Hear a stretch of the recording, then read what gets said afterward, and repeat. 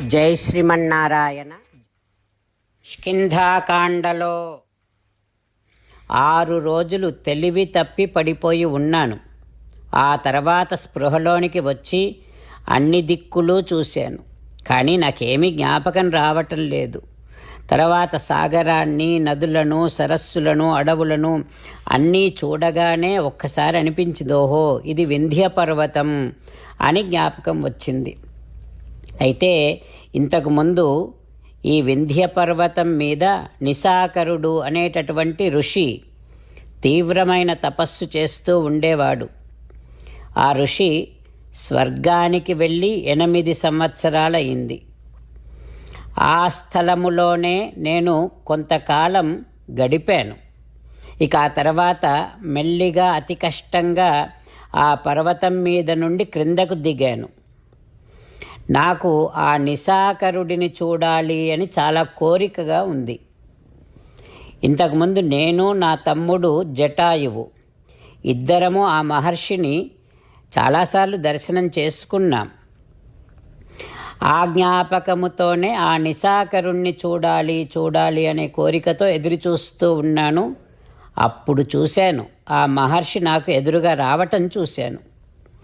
ఋషిం జ్వలిత తేజసం, అద్భుతమైనటువంటి తేజస్సుతో ప్రకాశిస్తూ ఉన్నటువంటి ఆ ఋషి నా దగ్గరకు వస్తూ ఉన్నాడు.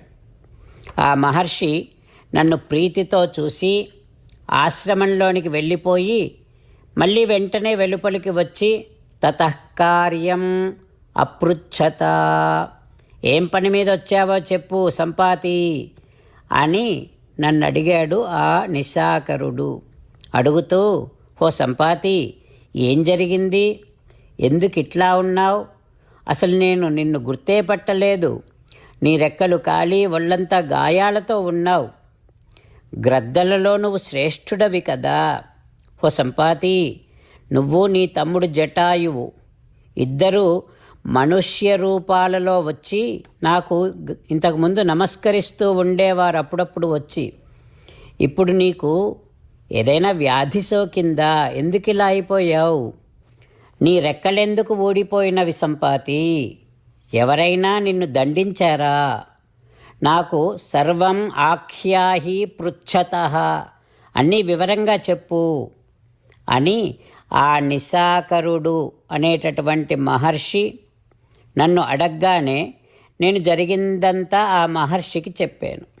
చెప్పి, ఓ మహర్షి, నేను బాగా అలసిపోయి ఉన్నాను, ఇంకా ఎక్కువగా మాట్లాడలేకపోతున్నా అని అన్నాను. ఓ మహర్షి, నా రెక్కలు ఊడిపోయినాయి, నా తమ్ముణ్ణి కోల్పోయాను, నా రాజ్యాన్ని కోల్పోయాను, నా పరాక్రమాన్ని కోల్పోయాను. ఇక నేను జీవించి ఉండాలి అని అనుకోవటం లేదు, నేను ఇక్కడే చనిపోవాలి అని అనుకుంటున్నా అంటూ, ఓ వానరులారా, నేను ఆ నిశాకరుడు అనేటటువంటి మహర్షితో అన్నాను అని సంపాతి వానరులందరికీ జరిగిన కథంతా చెబుతోంది. సంపాతి వానరులతో ఇలా అంటూ ఉన్నాడు, ఓ వానరులారా, నేను నిశాకరుడనే మునికి నా దుస్థితిని చెప్పుకొని చాలా దుఃఖించాను. అప్పుడు ఆ మునిశ్రేష్ఠుడు ధ్యాత్వా ముహూర్తంతు భగవాన్ ఇదం అబ్రవీత్, ఒక్క నిమిషం అలా ధ్యానం చేసుకొని ఆ మునిశ్రేష్ఠుడు నాతో ఇలా అన్నాడు, ఓ సంపాతి, నీకు రెక్కలొస్తాయి, ప్రాణాలు, కొత్త ప్రాణాలు వస్తాయి, క్రొత్త కన్నులు వస్తాయి, క్రొత్త బలపరాక్రమాలు కూడా వస్తాయి. చెబుతున్నా విను, రాబోయే కాలంలో ఒక గొప్ప కార్యము జరుగుతుంది. ఓ సంపాతి, నేను ఈ విషయాన్ని నా గతంలోనే విన్నాను. ఇప్పుడు నా తపశ్శక్తి చేత కూడా నేను గమనించగలను. రామచంద్రులను మనసారా ధ్యానము చేస్తూ పరమదయాలువు పరమశివుడు చెప్పిన పరమపావన రామనామాన్ని చెబుతూ మనము రామనామ గానము చేస్తూ ఉంటే అదిగో సీతారామచంద్రులు, పార్వతీ పరమేశ్వరులు, ఆంజనేయస్వామి, సకల దేవతలు, పితృదేవతలు, మహర్షులు, ఆచార్యులు, భాగవతోత్తములు అందరూ మనని చూసి ఆనందముతో అనుగ్రహిస్తున్నటువంటి దృశ్యాన్ని భావన చేస్తూ నోరారా రామనామగానము చేద్దాం. రామ రామ దశరథ రామ, రామ రామ దశరథ రామ, హే హే రాజా రామ, హే హే రాజా రామ, హే హే సీతారామ, హే హే సీతారామ. జై శ్రీమన్నారాయణ. భక్తులకు ప్రత్యేకమైనటువంటి విజ్ఞాపన. మీకు అన్ని విషయాలలో వెంటనే మంచి ఫలితాలు రావాలి అనంటే ప్రతిరోజు 1 నిమిషం వెచ్చించి నారాయణాస్త్రాన్ని చదవండి. ఇక మీకు తిరిగే ఉండదు. నారాయణాస్త్రాన్ని పొందడానికి మీరేం చేయాలంటే నారాయణాస్త్రం అనే వెబ్సైట్కి వెళ్ళి మీ పేరు, మీ ఈమెయిల్ ఇస్తే మీ ఈమెయిల్కి నారాయణాస్త్రం PDF వస్తుంది. అందులో ఒక రామాయణ శ్లోకం, ఒక గీతా శ్లోకం, ఒక విష్ణునామం ఉంటాయి. ఆ మూడింటిని కలిపి నారాయణాస్త్రం అంటాం. ప్రతి ఒక్కరికి వేరువేరు శ్లోకాలను ఇస్తున్నాం. ఆ రకంగా ఎవరి శ్లోకాన్ని వారు ప్రతిరోజు తప్పనిసరిగా చదవటం వలన ప్రతిరోజు ప్రతి 24,000 భక్తులతో ఒకసారి సంపూర్ణ రామాయణ పారాయణ, 33 సార్లు శ్రీమద్ భగవద్గీత పారాయణ, 24 సార్లు శ్రీ విష్ణు సహస్రనామ స్తోత్ర పారాయణ జరుగుతుంది. ప్రతి ఒక్కరికి అంతటి విశేష ఫలితము ప్రతిరోజు లభిస్తుంది. అందుకని మీరు, మీ కుటుంబ సభ్యులు అందరూ ఒక్కొక్కరు ఒక్కొక్క నారాయణాస్త్రాన్ని వెంటనే పొందండి.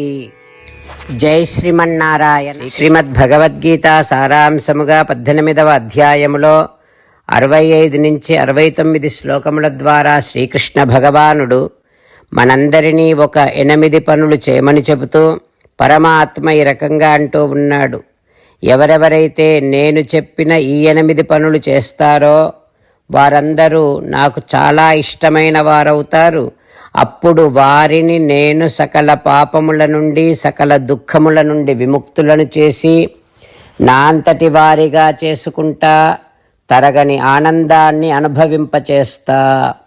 నిజమే చెబుతున్నా, ప్రమాణము చేసి చెబుతున్నా అంటూ సాక్షాత్తుగా దేవదేవుడైన శ్రీమన్నారాయణుడైన శ్రీకృష్ణ భగవానుడే మనను ఈ 8 పనులు చేయమని చెబుతూ ఉన్నాడు కనుక, హో శ్రీమన్నారాయణ, కరిష్యే వచనం తవ, తప్పకుండా చేస్తా, నువ్వు చెప్పినట్టే చేస్తా అంటూ మనం ప్రతిరోజు దేవదేవుడైన శ్రీమన్నారాయణుడికి ఈ రకంగా మాట ఇద్దాం.